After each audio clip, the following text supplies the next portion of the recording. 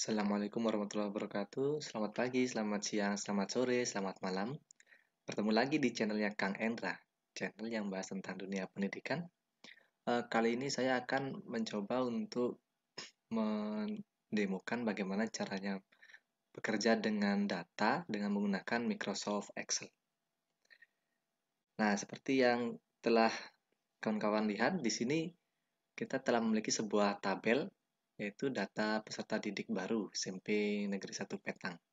Nah, di sana terlihat ada beberapa jenis data, yaitu ada data teks, kemudian ada data tanggal, ada data angka, dan ini ada data angka dengan jenis mata uang. Nah, sebelum kawan-kawan mengetikkannya, kita coba untuk men-setting terlebih dahulu tentang penggunaan desimal, kemudian ada pemisah ribuan. Nah, kalau di Indonesia itu pemisah ribuan menggunakan tanda titik, kemudian desimal menggunakan tanda koma. Oke, kita sama-sama untuk men-setting terlebih dahulu, yaitu klik menu file, kemudian pilih options, lalu pilih advance. Nah, di bagian bawah di sini ada decimal separator atau pemisah desimal, kemudian ada thousand separator atau pemisah ribuan. Kalau kita menggunakan centang, artinya kita mengikuti sistem yang ada di laptop kita. Kalau settingannya Inggris, berarti dia akan terbalik. Nah, kita akan coba untuk men-setting manual saja. Silakan di sini diganti dengan desimal jika belum ada tanda koma, dan thousand separator atau pemisah ribuannya diganti dengan tanda titik. Ya. Kemudian kita klik OK. Nah, gambarannya seperti ini. Jadi tabel ini akan kita coba buat dari awal.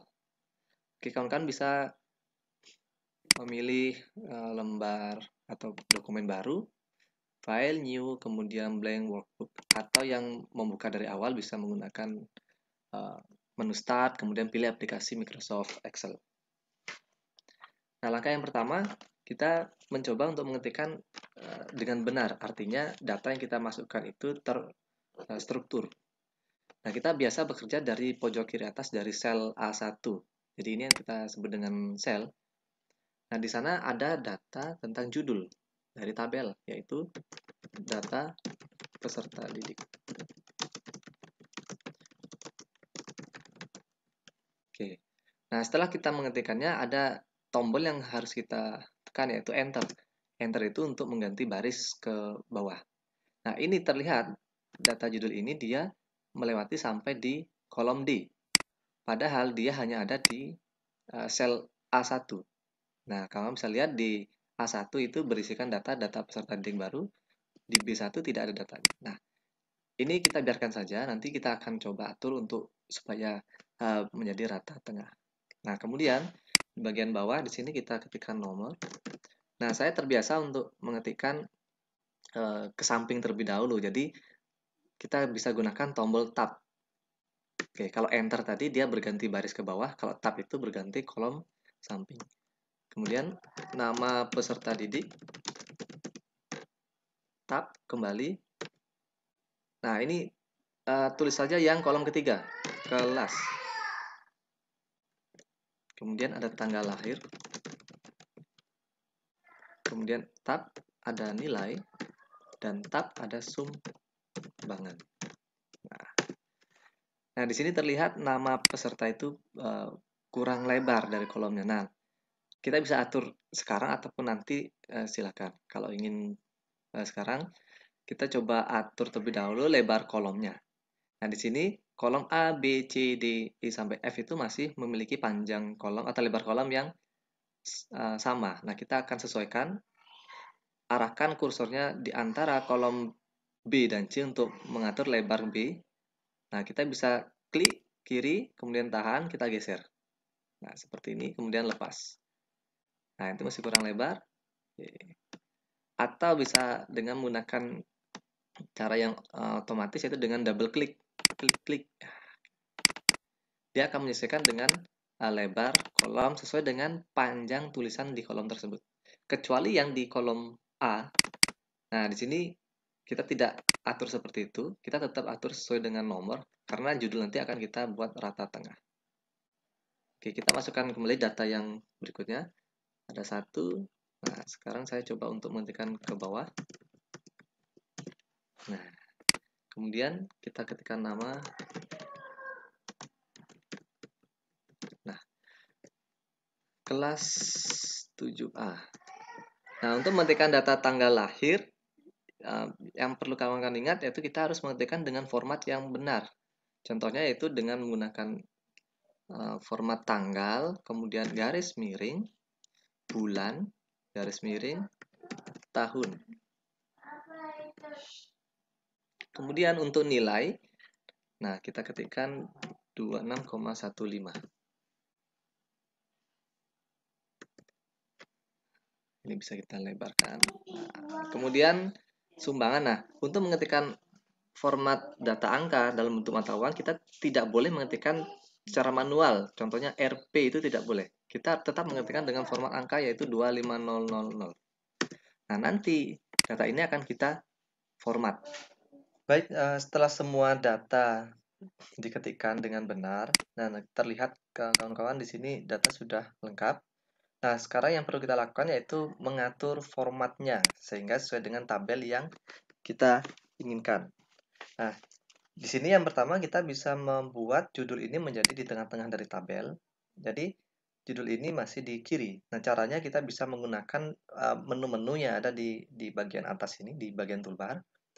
Nah, silakan kawan-kawan seleksi, kemudian blok sampai di kolom F. Nah, kenapa di kolom F? Karena data ini, tabel ini hanya berisikan dari kolom A sampai kolom F, sehingga kita hanya cukup untuk menseleksinya sampai di kolom F, kemudian kita bisa menggunakan menu Merge and Center.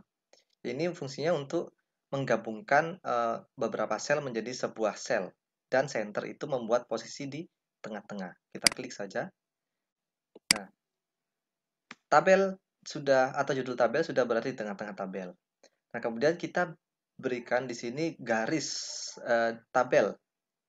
Karena garis putus-putus atau garis yang terlihat tipis ini itu hanya garis bantu. Ketika dicetak, itu dia tidak akan muncul garis. Kita perlu menebalkannya. Nah, kita langsung seleksi saja isi tabelnya. Jadi hanya isinya dari kepala tabel di sini. Kemudian kita pilih border. Nah, kita pilih yang all border, artinya memberikan garis luar maupun dalam yang kita seleksi. Nah, kemudian kita bisa atur supaya dia lebih cantik dengan cetak tebal. Kita seleksi, kita berikan dia cetak tebal. Kemudian kita bisa atur dia perataan teks, mana yang rata kiri, rata tengah, atau rata kanan. Nah, kita seleksi, misalkan di nomor ini kita buat menjadi rata tengah dengan menggunakan menu center. Nah, kemudian kelas dan sampai sumbangan ini juga kita buat menjadi rata tengah. Nah, dan yang berikutnya, nah kita akan memformat data angka ini supaya menjadi mata uang. Nah, silahkan perhatikan. Kita seleksi. Kemudian di sini ada beberapa settingan yang bisa diatur, yaitu pertama, jika ingin menggunakan pemisah ribuan saja tanpa mata uangnya, nah kita bisa menggunakan comma style ini. Nah, atau kita kembalikan. Jika ingin menggunakan format mata uang secara langsung, kita bisa pilih di sebelah kiri ini ada accounting number format. Nah, kawan-kawan di sini bisa langsung memilih RP Indonesian jika sudah ada. Jika belum, silakan pilih more accounting format. Kemudian di dalam kategori ini kita pilih accounting.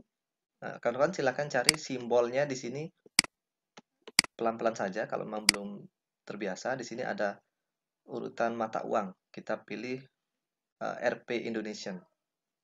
Nah, ini K LMNOPQR. Nah, kita pelan-pelan saja.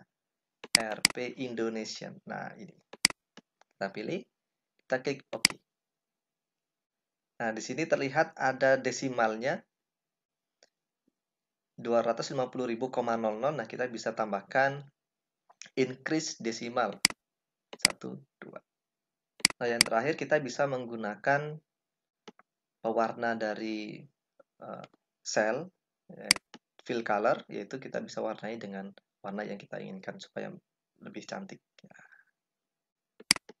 Dan ini buat rata tengah juga. Nah, jika seperti ini tabel kita sudah jadi. Nah, jika kawan-kawan nanti melihat ada tanda pagar, itu tinggal dilebarkan saja kolomnya. Nah, setelah selesai, jangan lupa dokumen ini kita harus simpan. Nah, kita simpan dengan menekan menu file, kemudian pilih save as, kemudian pilih this PC, karena saya menggunakan Windows 10. Kemudian kita pilih lokasi penyimpanannya, misalkan kita simpan di dalam drive data ini, kemudian kita pilih folder. Nah, di sini misalkan kita pilih dengan format, contohnya 7A, kemudian underscore itu shift, kemudian ada tanda minus di sebelah angka 0, kemudian ada nomor absen, kemudian underscore nama. Kemudian save as tipenya kita biarkan saja .xlsx, ini artinya dia dengan format Office yang di atas 2007. Kita pilih save. Sehingga judul dokumen, nah ini sudah selesai. Oke, demikian tutorial kali ini. Sampai jumpa di tutorial berikutnya. Terima kasih.